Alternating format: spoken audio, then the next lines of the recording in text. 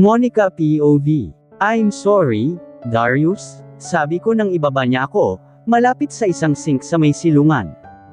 Ang tigas ng ulo mo, pabulong niyang sinabi, at binuksan ang gripo. It's fine, ako na, sabi ko at nagsimulang hugasan ang mga kamay ko. Napanguso ako, dahil madilim pa rin ang kanyang tingin sa narumihan kong damit. Puting-puti pa naman itong long sleeves ko. Are you hurt? Tanong ni Darius, pero sarkastiko na itinatago ang labis na initasyon. I'm perfectly fine, Darius. Malayo sa bituka, at saka sinabi ko naman sa'yo, I should have removed this shirt of mine para marumihan. Sabi ko, at binaba ang tingin sa damit kong naliligo sa lupa. At iyan pa talaga ang naisip mo.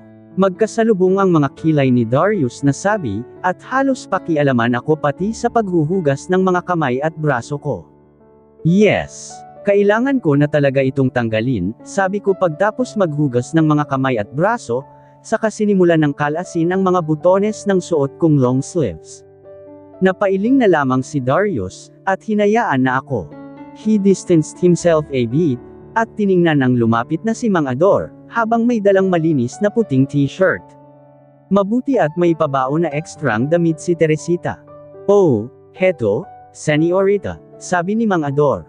Hindi na ako nag-inarte pa, at tinanggap na ito. Salamat po, napailing-iling na lamang si Darius. Lumipat naman ang tingin ni Mang Ador, na parang nagpipigil ng tawa o ngiti kay Darius. Pasensya na, iho, iisang t-shirt lang ang mayroon, sabi ni Mang Ador, sabay tapik sa balikat ni Darius. Napalingon tuloy ako, at hindi rin malaman kung ano ang tamang solusyon, para sa narumihang damit ni Darius. Ayos lang, Mang Ador, Darius answered, at walang ano-ano'y, hinubad na ang kanyang damit. He pulled it from behind, hanggang sa maubad iyon sa katawan niya. His masculine body, immediately showed like a displayed antique, it's a priceless view, and nothing can ever compare to it. Nangangintab sa pawis ang kanyang matipunong katawan. Ginulo ni Darius ang buhok, at gamit ang hinubad na damit, ay pinalis ang mga lupang kumapit sa kanyang braso. Siya, maiwan ko muna kayo rito, Darius, Señorita Monica. At itatabi ko na yung pasaway na kabayo. Nagpipigil pa rin ang tawa na sabi ni Mang Ador, mukhang nang asar pa. Sinundan lang ng tingin ni Darius si Mang Ador, na bumabalik na ulit sa fence, kung nasaan ang iba pang mga trabahador, na nagpapatuloy sa gawain nila na parang walang nangyari. At noong binalik ni Darius ang tingin sa akin, napatikhim na lang ako. Pagtapos ay pahadjes niyang binigay ang damit niya, na tumakip sa mukha ko. Napasinghap ako dahil doon, at agad na nanuot sa pang-amoy ang bango nito. It smells expensive and very familiar, Darius must be sentimental because until now, his perfume remained the same. Panasan mo iyang lupa sa pantalon mo. At magbihis ka sa loob, hindi rito sa harapan ko, masungit niyang sinabi. Of course, sagot ko. Anong iniisip niya? Magbibihis ako sa harapan niya. The nerve. Bumalik na naman sa isipan ko, ang sinabi niya na wild ako at playgirl.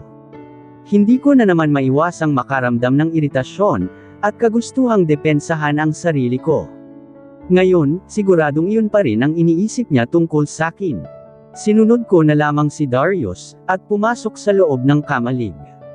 Mabilisan na lamang akong nagbihis, at lumabas na agad.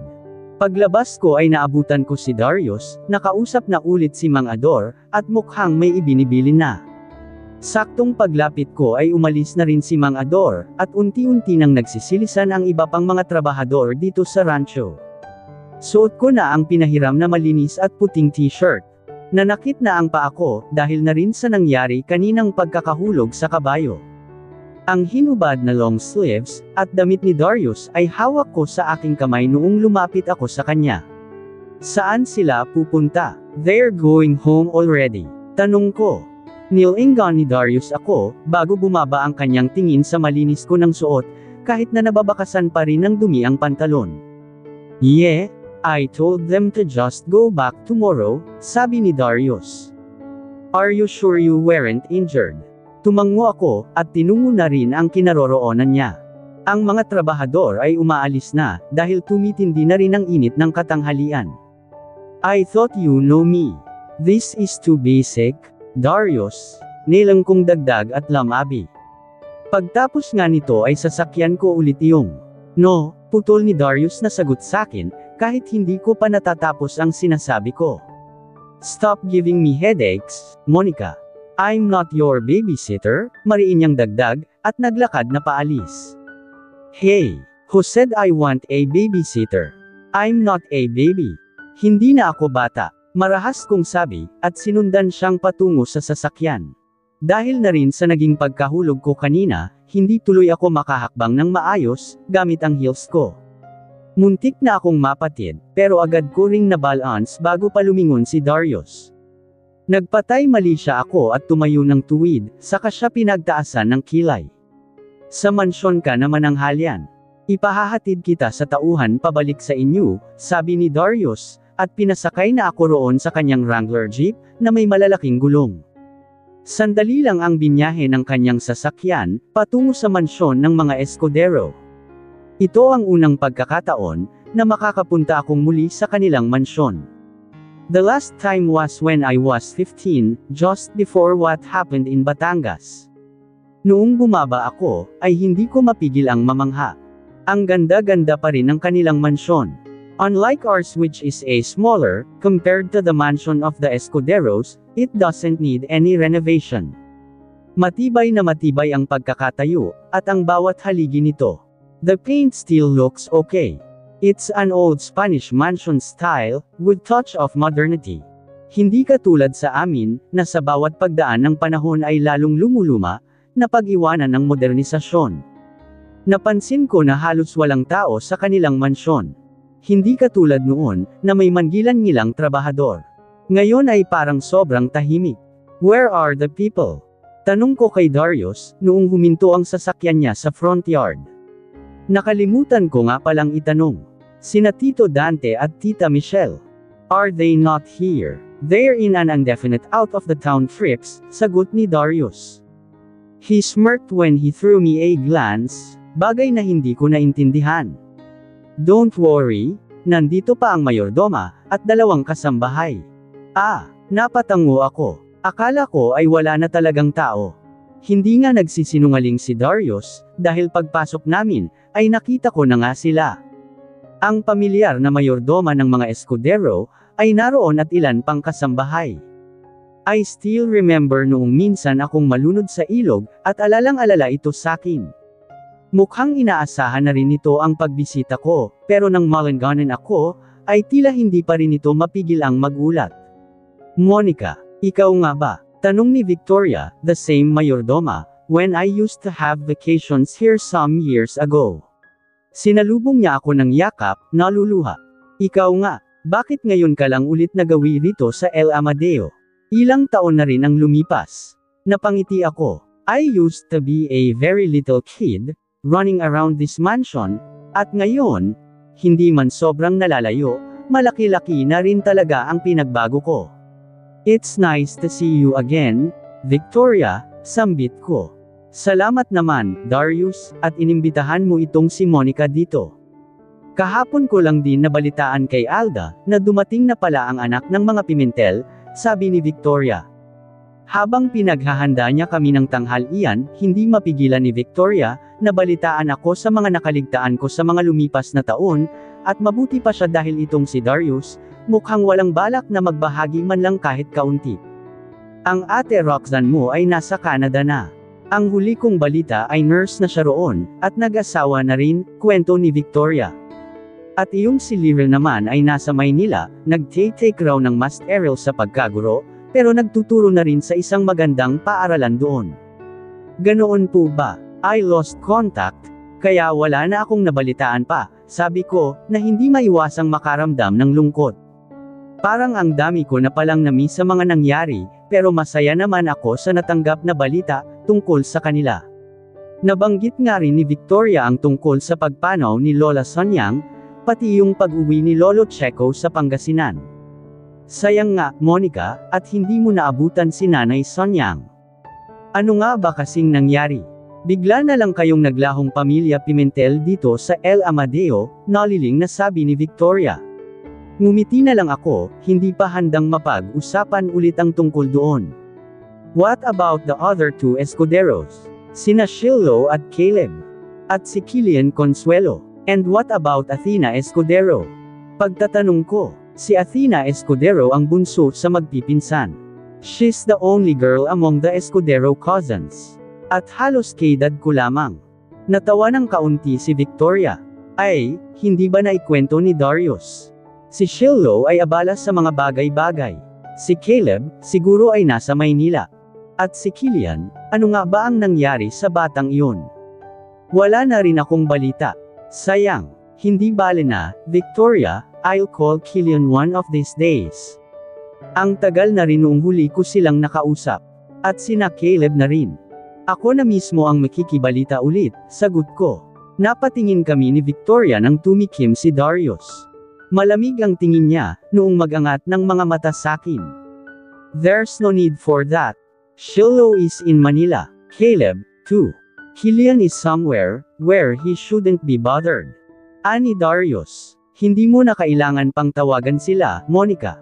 Napanguso ako. Ngumiti na lamang si Victoria, hindi na kumontra sa sinasabi ni Darius. Ipaghahanda kita ng masusuot, Monica. Baka gusto mong maligo pagtapos. Napatingin ako kay Darius, tila nagtatanong kung ayos lang iyon. Nanlalagkit na rin talaga ako, at pakiramdam ko ay naaamoy ko pa rin ang lupa, kaya siguro nag-aaya itong si Victoria na maligo ako. Hindi siya sumagot. Sa huli ay mukhang iyon na ang gagawin ni Victoria, ang ipaghanda ako ng damit. At sa kanya kami iniwan. Is it really okay? Tanong ko kay Darius. Sakto lang, dahil wala pa iyong maghahatid sa pauwi. Tumango na lang ako, nakukontento na sa kanyang kasungitan. Thanks, Darius. And I missed this place, saad ko. Ang kaparehong hapagkainang kinaroroonan namin, ay ang kaparehong hapag kung saan noon, bahagi lang siya ng mga sulyap ko. Nilingan ko sandali ang ngayon, ay natatanaw na dayanan sa gilid ng kanilang mansyon, patungo yun sa garden sa labas.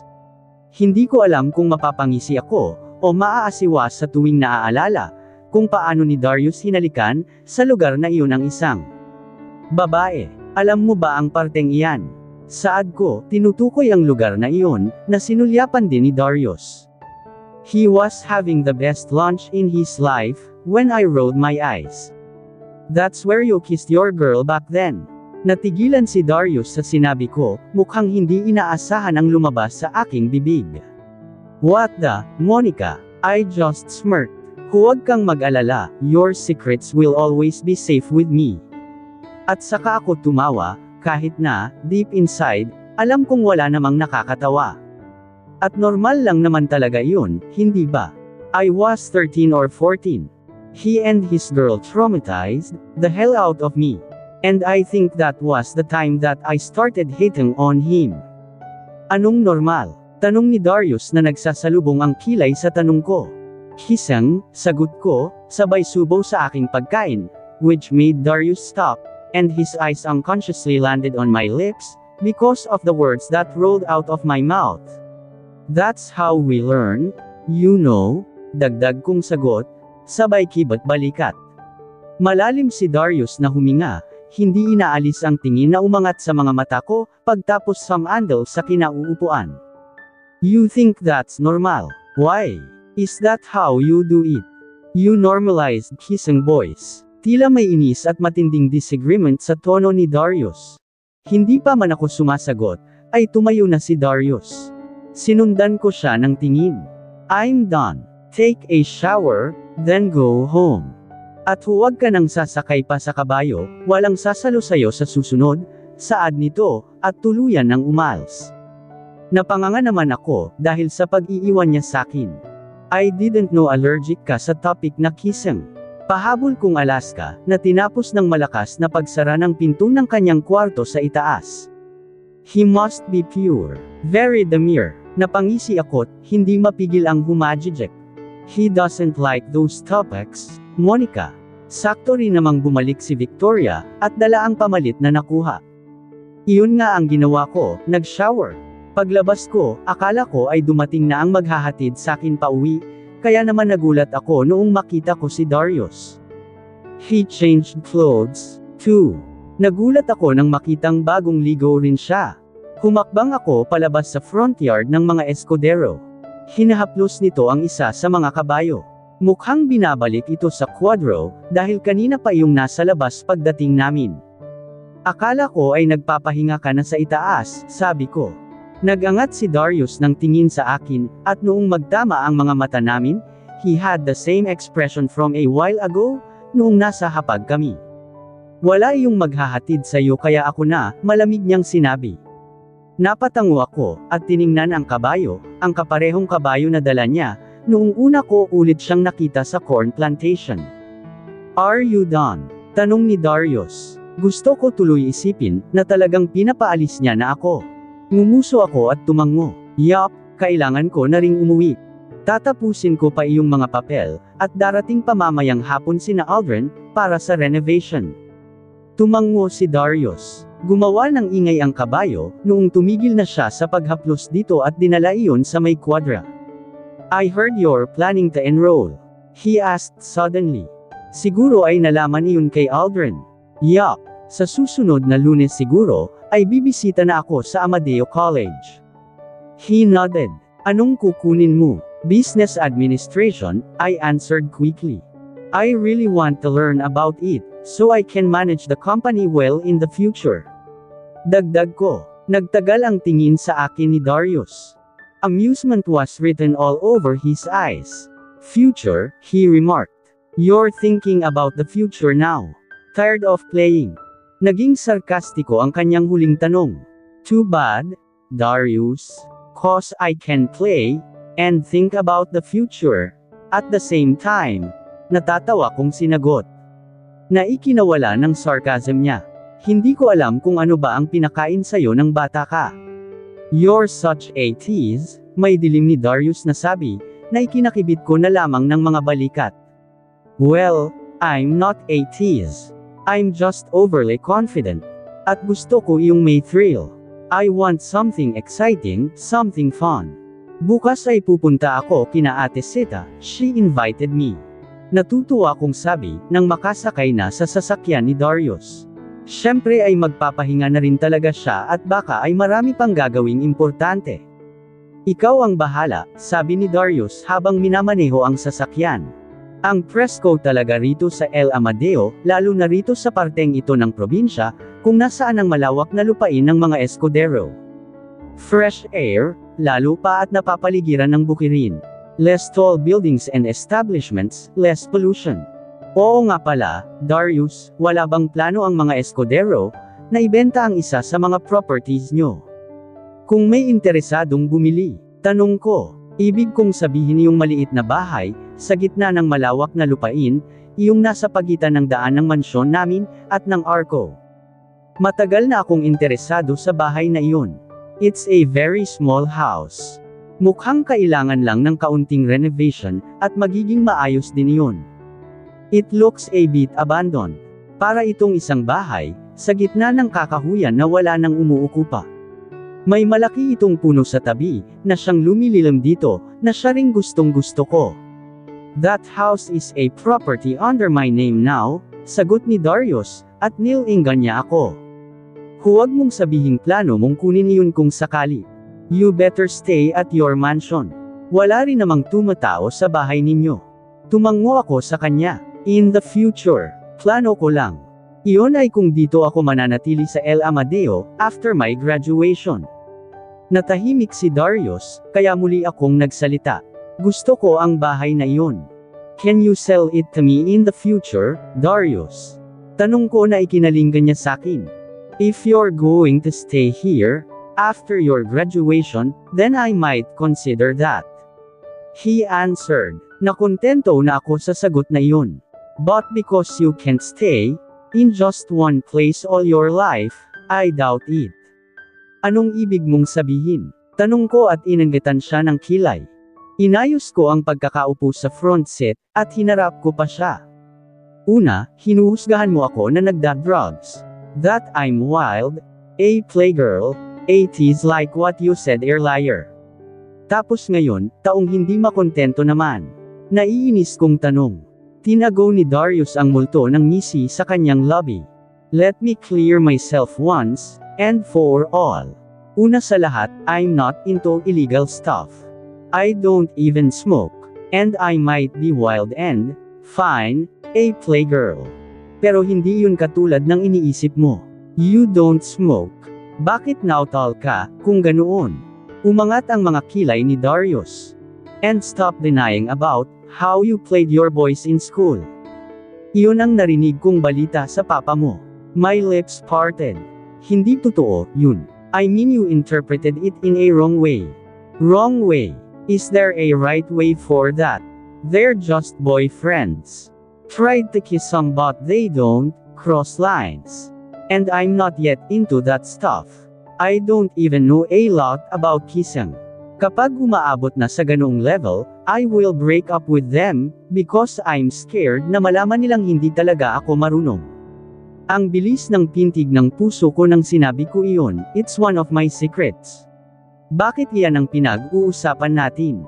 Hindi ako interesado sa bagay na yan, Monica, sabi ni Darius, na ikinabalik ko sa sarili. Paano, lagi mong bani-bring up, ang tungkol sa pagiging playgirl? I have the right to defend myself, sa mga false accusations mo. Naiinis kong sabi, I don't play boys, mabigat ang paghingang dagdag ko. Humalukip-kap ako at nilingan ang labas, habang mahigpit ang hawak ni Darius sa manibela, at dirdiretso ang pag-drive. I don't know if I can believe that, taliwas sa balita ng daddy mo. Naniwala ka naman, sarkastikong yuzel ko. He just exaggerated it. You know my father, and I know you more, mahina at halos pabulong ni Darius na sinabi. Natigilan ako, napatingin ako sa kanya. Ang mga mata ni Darius ay nakatuon lamang sa daan, and I wonder, paano niya kaya nagagawang maging marahan sa pagmamaneho niyon, kung sanay siya sa pagiging marahas sa racetracks. At nakalimutan kong itanong, nagre-race pa nga ba siya hanggang ngayon? You don't, Darius. Trust me, malamig kong sabi. You only know the past version of myself. I can sense how you still get shocked, sa kung paano ako ngayon. Katulad ngayon, naninibago ako sa'yo. Kaya mo ako sinusungitan. Deklaro ko, hindi mapigilan ang pangungunot ng noo sa frustration. People really hate changes, well, you have to accept it. Lahat kayang magbago, dagdag ko pa.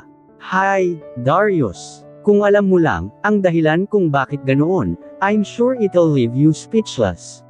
Sa sumunod nga na araw, ay nagtungo ako sa bahay ni na Ate Sita at Mang Ador. Naabutan ko roon si Aldrin, at iyong nakababatang kapatid niya, na sinabi ni Ate Sita na kakagraduate lang sa Maynila. She graduated senior high school, too. Monica, mabuti at nakarating ka. Tuldok. Maupo ka rito, sabi ni Ate Sita, noong sinalubong ako.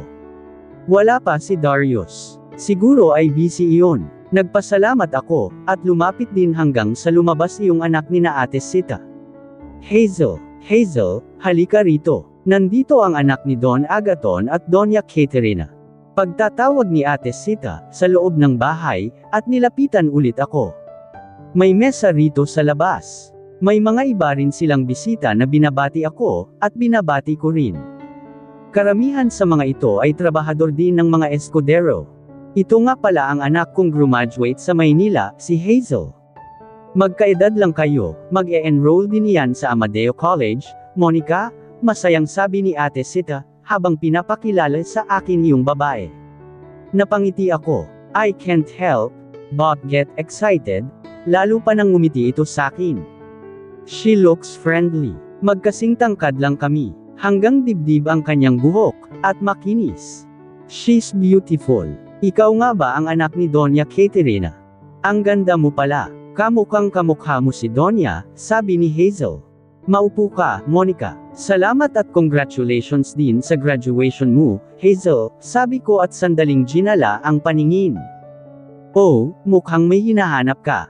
Sino ba iyon? Nangingising tanong ni Hazel. Sisigot pa sana ako, nang matano ang dumating na sasakyan. Bigla rin kasing natuwa ang mga bisita, kaya roon pa lang. Alam ko na agad kung sino ang dumating. Hindi nga ako nagkamali, dahil si Darius iyon. Nagulat ako noong ako agad ang tingin niya rito sa mesa, kung nasaan kami ni Hazel. Agad akong napabelang sa katabi, nang sikuhin ako ni Hazel, habang may ngisi sa kanyang labi. Don't tell me, crush mo si Kuya Darius. Nanlaki ang mga mata ko, takot na baka may nakarinig sa kanyang sinabi, pero ang dinugtong niya, ay mas ikinatigil ko. Pero hindi ba't may girlfriend na siya? Hindi ako nakasagot, at lumagok na lang sa juice.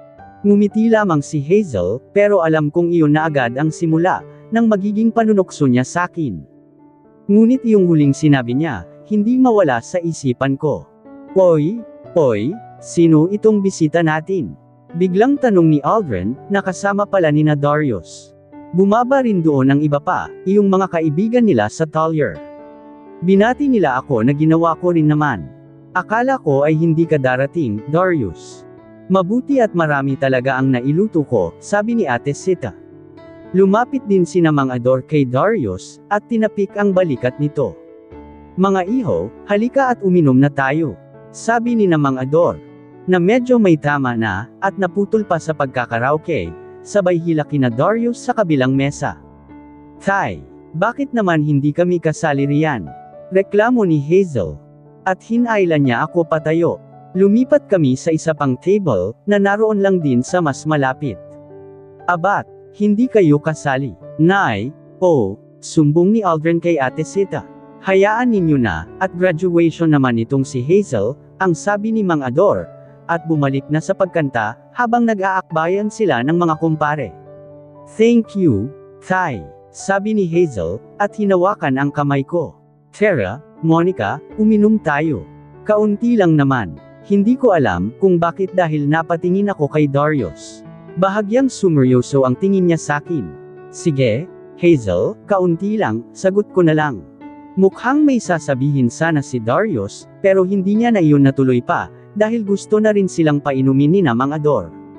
Naghihiyawan naman sina Aldrin, Ivan, at Drix. Ang kaunting sinasabi namin ni Hazel, ay napasobra, because I found myself drunk, and waving goodbyes with Hazel after. At ginabi na kami, wala nang bakas ng liwanag ang kalangitan. Ang sasaya rin kasi nilang kasama, at ang dami naming napagkwentuhan ni Hazel, na parang matagal na kaming magkaibigan. When I just met her today. Mauuna na ho kami. Ihahatid ko pa. Iyon ang narinig ko kay Darius. Noong sinabi ni Ate Sita na mag-ingat kami, ay pumasok na rin ito sa loob. Si Mang Ador, ay bagsak na may liwanag pa lang kanina. I'm fine, Darius, sabi ko noong naglalakad kami patungo sa kanyang kotse. Itinulak ko siya palayo. You're such a headache, Monica, saad ni Darius, nang makasakay na. Ang seatbelt mo, kinabit ko iyon, kahit na ang sakit na ng ulo ko. Hindi ako mamamatay dahil wala akong seatbelt. The pain inside my head is killing me.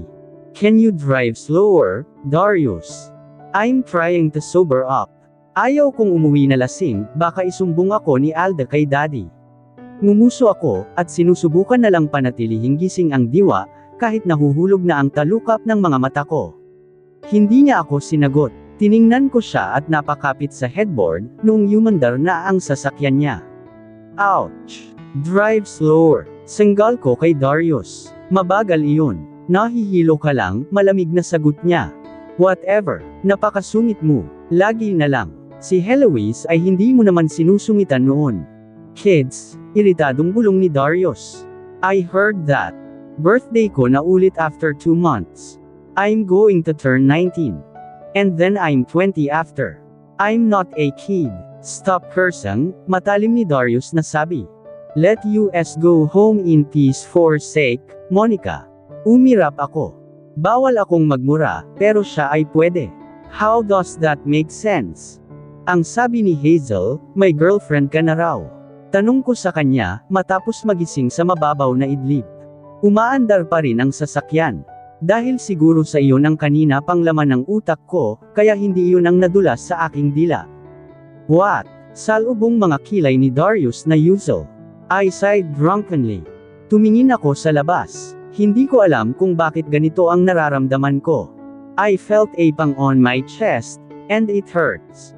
I don't know what to say. Kanina pa, naroon pa lang kami. Isa itong pamilyar na pakiramdam, na noon pa man ay naramdaman ko na. Pero hindi yun nangangahulugan na hindi masakit. It still hurts. It grows each time. Anong sinabi mo kanina, Monica?